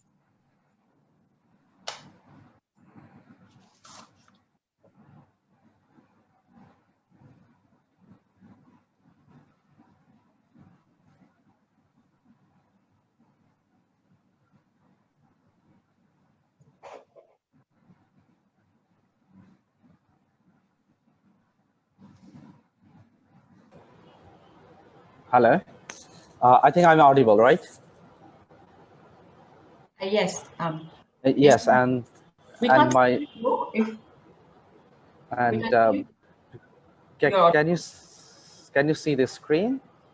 Yes. Okay. All right. So so thank you, Ms. Upasana Garoo, for having me in this today's event, and I have been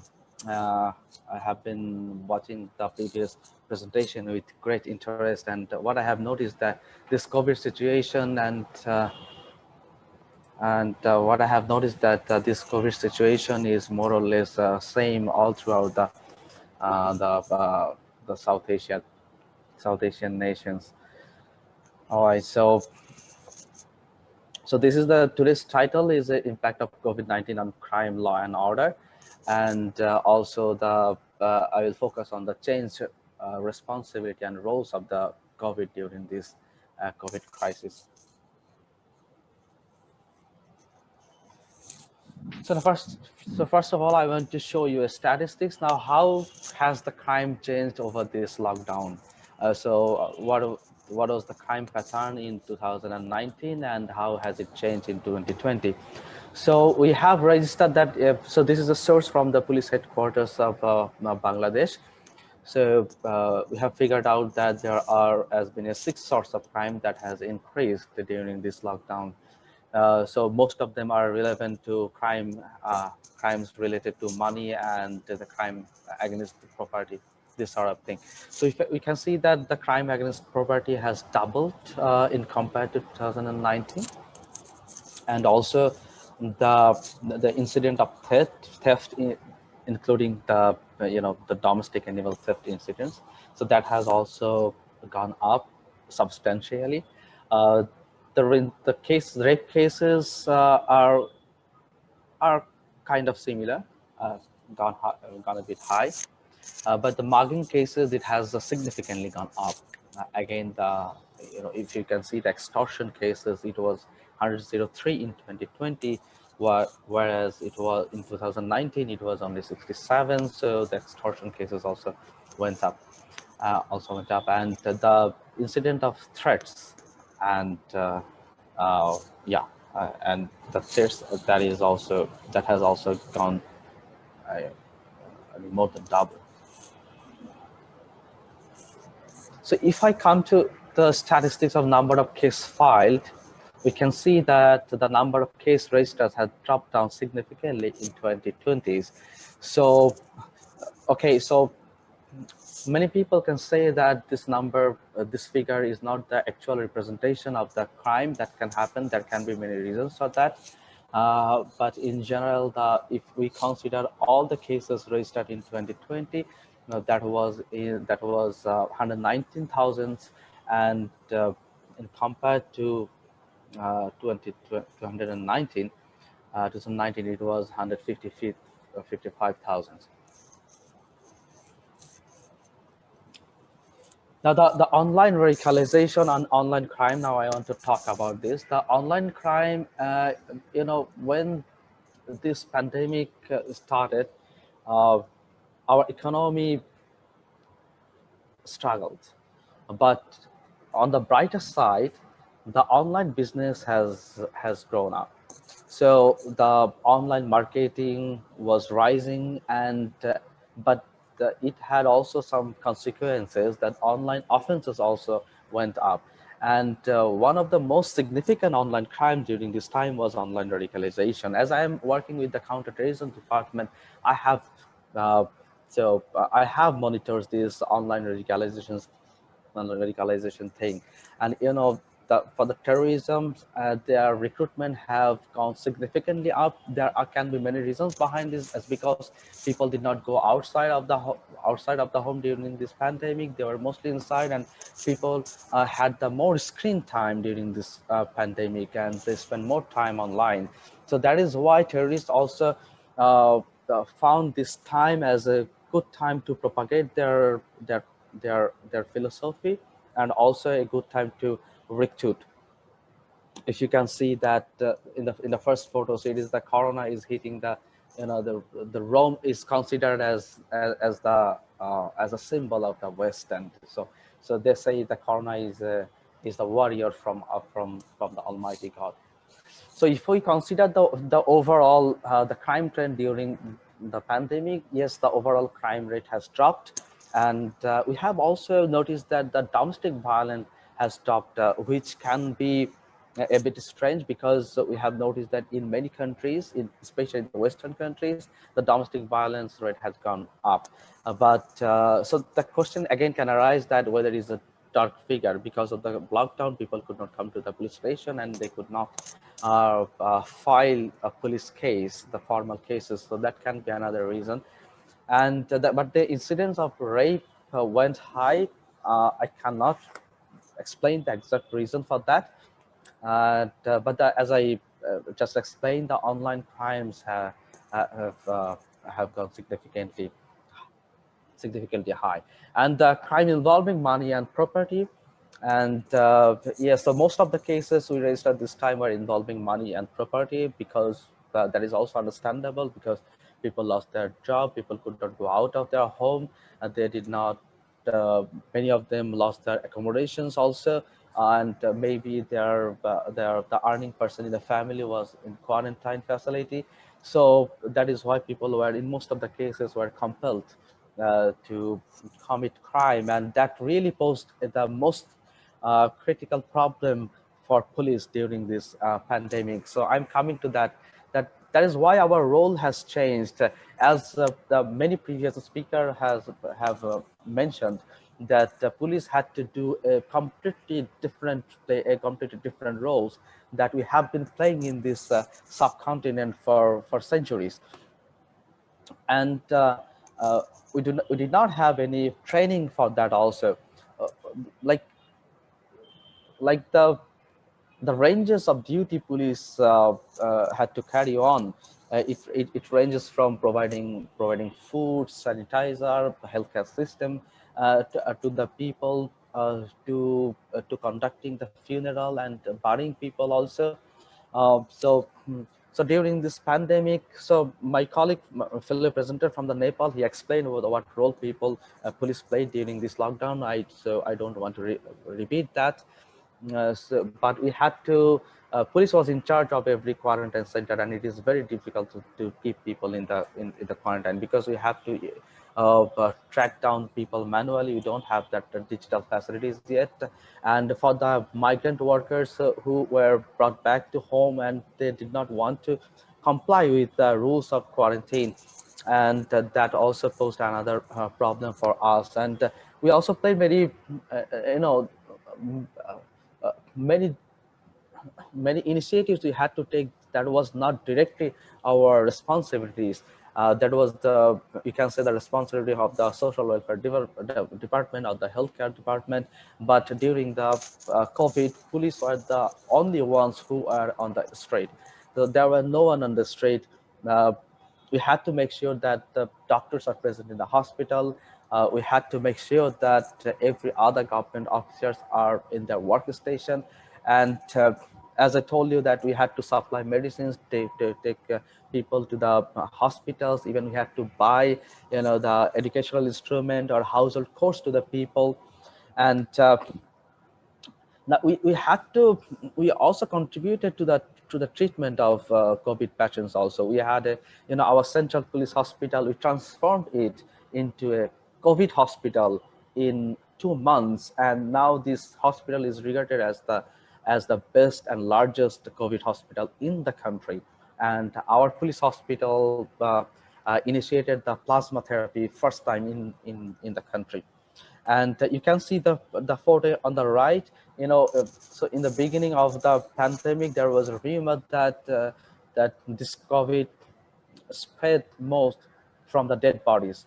So that is why we have seen that even the closest relatives, the father, the sons, they were not willing to get in contact with the dead body, to bury them, even to be present in the funeral events. So it was, again, the police, we had to conduct all these things. So these things are really new to us. And as I told you, that we did not have any experience of that, nor did we have any training of that.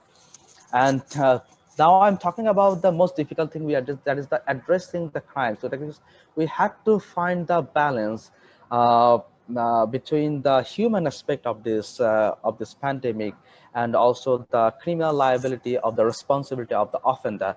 Because if we criminalize the people with the petty offenders, we have to take that into consideration, that they are also a victim of a crisis, of a worldwide emergency.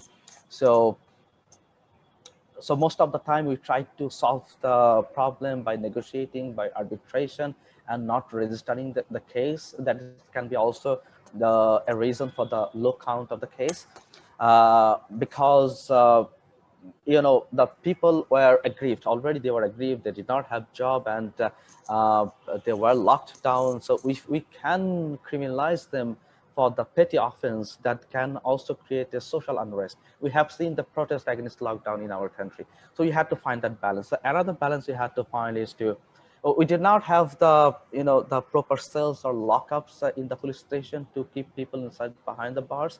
Also in the prisons, it was overcrowded, because the maintaining social distancing in the prisons was not also possible. And the normal court proceeding also was also interrupted because of the pandemic, and there were long queue of the bail. So that we also had to keep that in mind, that if we arrest someone for a petty offense, he may not get an opportunity to apply for bail in next 2 months or 3 months. So that can, violate his rights of getting constitutional right of getting bail. So we had to keep that in mind also. So now I will finish my presentation off with the sacrifice. I want to talk about the sacrifice of the police. You can see the numbers that more than 20,000 police officers got infected in this during this pandemic, and the total death count is 88. We lost our 88 members, and the number is still growing and still counting. So we were severely understaffed, because when there was a breakout in any barrack, that barrack has to be completely quarantined, and we carried on our usual activities with sometimes like 50% or 20% of our total strength, and we had to work for 16 to 18 hours a day, because of we did not have enough the police force. So I think along with the other frontliners, the doctors, the medical practitioners, our police also has done, I would say, a heroic job during this pandemic, and we very quickly we coped up with our new roles and new challenges. So that was all from my presentation, and I would be happy to answer any questions in the Q&A session. Thank you. Thank you, ASP Noor, to give a presentation from Bangladesh Police. Now I will invite our final speaker, Mr. Sakhi Mohammadi from Afghanistan National Police Academy. Hello, everyone. Good morning and good afternoon. Thank you so much for inviting me in this insightful workshop webinar. My presentation is about the impact of COVID-19 on crime, law, and order in Afghanistan, and role of police in tackling with these challenges. The COVID-19 outbreak has left serious socioeconomic and health impact throughout the world, especially on less developed countries like Afghanistan. Afghanistan was already suffering from poverty, unemployment, social insecurity, and so on. But the COVID-19 outbreak has worsened the situation. It's a glue on all aspects of health, social, and economic lives of the people. Economically, the level of poverty has increased from estimated 50% up to 90%, as recently the President of Afghanistan acknowledged. Health-wise, more than 50,000 people have been infected by COVID-19, while a large number remained unregistered, with the numbers has died. But due to lack of access to diagnostic center, most of the cases were not formally registered. The social crimes, including cyber crimes, armed robberies, targeted killings, kidnapping, money laundering, drug trafficking, erection, and so on, have increased in the big cities. The rising waves of the people complaints against crime forced the first white president to take the supervision of Kabul security, hoping to reduce the criminal cases and bring about the change in the Kabul security system. According to experts, despite high level of poverty, unemployment, and other factors in Kabul, lack of qualified police to detect and prosecute the criminal and terrorist cases, and its initiative stage is one of the main case for a spread of crime and violence in the country.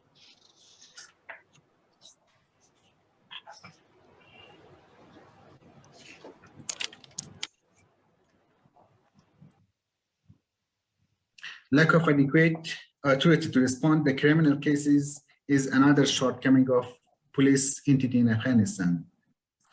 The government of Afghanistan implement strategies to mitigate the spread of COVID-19, protect public health, and maintain the rule of law, maintaining access to vital public service, including the justice system.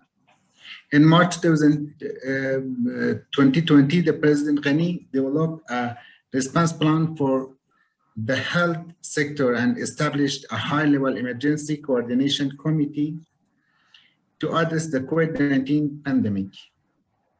It is also working to establish subnational coordination structure in some provinces like Herat provinces. The government also allocated extraordinary approximately $25 million US to the budget for emergency health needs. The COVID-19 pandemic has had a strong impact on the operation of law enforcement and justice system in Afghanistan. To avoid the spread of COVID-19, the presidential decree that detainees, including those who have been convicted and sentences but who have not yet exhausted all appeals, should be released based on bail, except accused of serious crimes.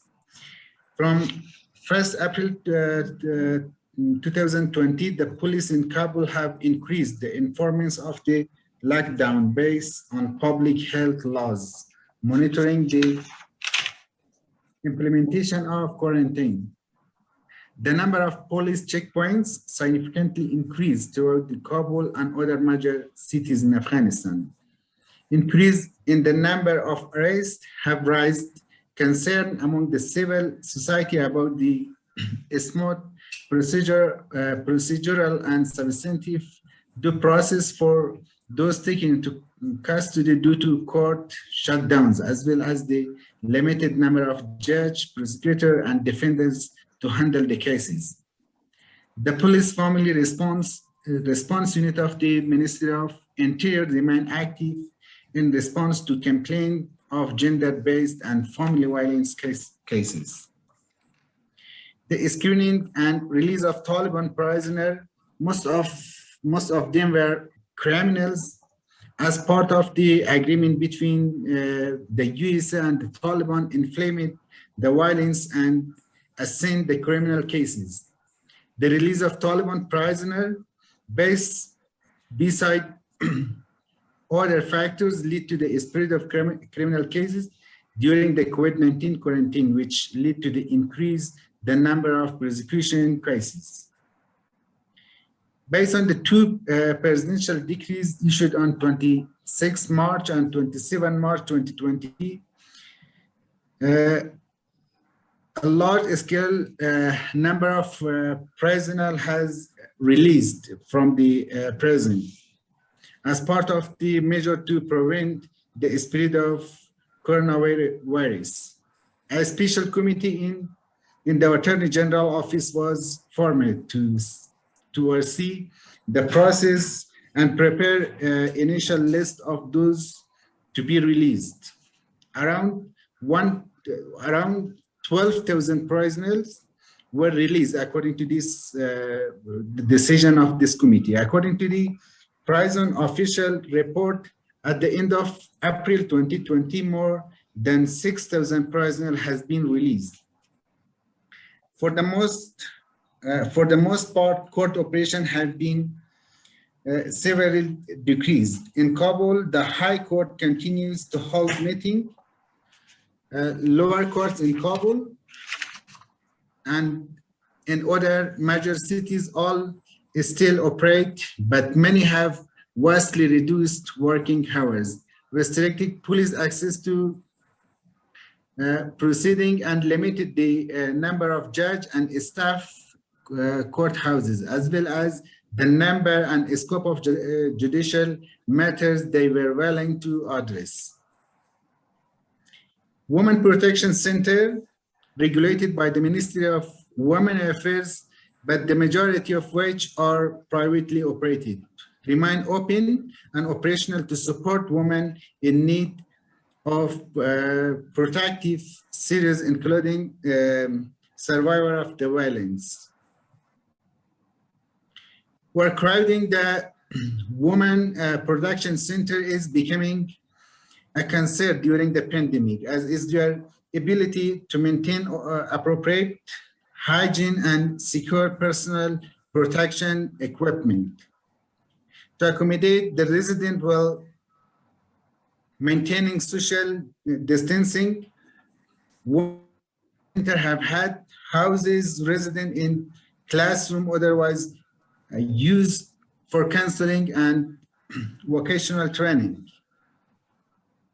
Women Protection Center are under procedure to find a space for women who were released from prison in response to the present decree issued on 26 March and 27 April, and who have nowhere to go, nowhere else to go.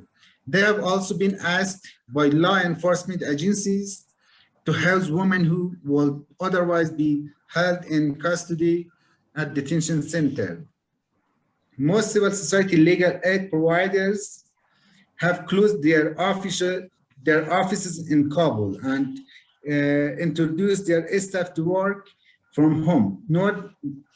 Nevertheless, many government and non-government legal aid lawyers and advocates remain actively engaged in providing legal services to their clients. Some defense lawyers are able to meet with detainees arrested on criminal matters and held in police detention facilities to pursue investigations and obtain release of their client on bail or quarantine. This was my presentation. Thank you so much for your attention. And if there was any question in QA session, I'm at your service. Thank you so much. Thank you so much, Mr. Mohammadi, for your presentation from the Afghanistan Police Academy. Thank you all for sharing, all the speakers for sharing very comprehensive country-specific experience with us at this platform. This crisis has given us an opportunity to review the existing legislations, national security policies, and associated plans and guidelines to make security response and preparedness architecture more coherent and effective. And as we saw that in most countries, discourse about drafting a comprehensive coronavirus or communicable disease control legislation has been undergoing. There has been also talks about updating the existing Epidemic Disease Act, which is quite outdated, and also to see how closely we should just adopt the national disaster management frameworks, as this crisis is not a disaster, not a national disaster, but a health crisis. So, so there are many reviews and discussions undergoing in different police agencies. But however, it is important that the roles of the security sector actors are reflected adequately when we are making any legislative drafting, amendments, or changes. We have seen that the Coronavirus Act of UK, which is very few of the acts that were legislated just for this coronavirus, was also not very clear about what the role of police agencies should be in dealing with the coronavirus, the epidemic. So, so all the presentations also have today reiterated that an effective response to the pandemic has to be whole of the society approach, which requires coordination between various branches of government, national institutions, both in health and security sector, and also building trusts and confidence among communities. So I won't take much of the time because I'm aware that we only have now 20 minutes or so to have the Q&A.